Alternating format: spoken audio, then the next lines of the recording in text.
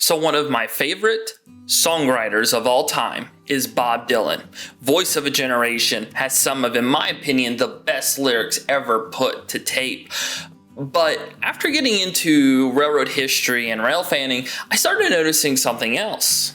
I started picking out equipment rosters, talking about specific locations, railroad geography, and it made me realize that Bob Dylan didn't just sing about trains, he sang about railroad lines as well, and so many other railroad references. So today on American Railroads Project, we're going to look at the specific railroads that Dylan mentioned in his songs. So the first one that we're going to be looking at is in his 1965 song, It Takes a Lot to Laugh, It Takes a Train to Cry. Dylan drops the line, "Don't the brakemen look good, mama, flagging down the double E." People have argued about this for 60 years now. Is it the EE local of the New York Subway? Possibly, but to a rail historian, a double E most likely refers to a consist powered by two EMD E-series locomotives. Now, in the mid-60s, around the time that he would have written the song, they were the kings of passenger rail. They were seen almost everywhere.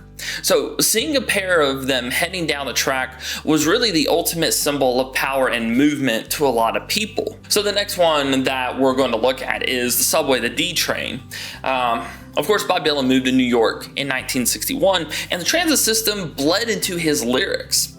In Visions of Johanna, he captures the hollow metallic ache of the city, but he anchors the poetry with one concrete detail: the D train. This wasn't a random letter. The D line connected the Bronx to Brooklyn, running right through the heart of Manhattan. It was the industrial pulse of the city that transformed him from a folk singer into a rock star. So something that also is cool to notice in Bob Dylan songs is that he has a very deep respect for the Rust Belt lines.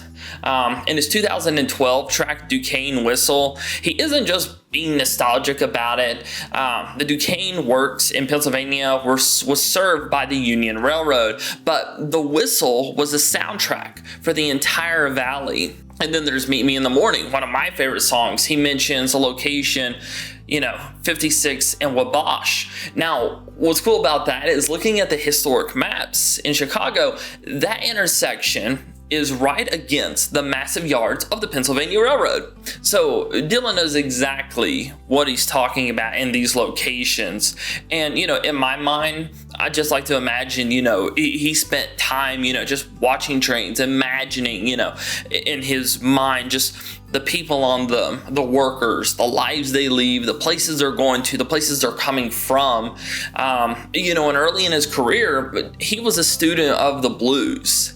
And that definitely meant learning the railroad songs that are all over Southern blues, Southern gospel stuff. In his version of Railroading Some, he mentions the legendary lines of the Katy, as well as the Texas and Pacific. These lines moved labor. They carried tunes, music, musicians, and the culture of the Delta all the way up to the Midwest.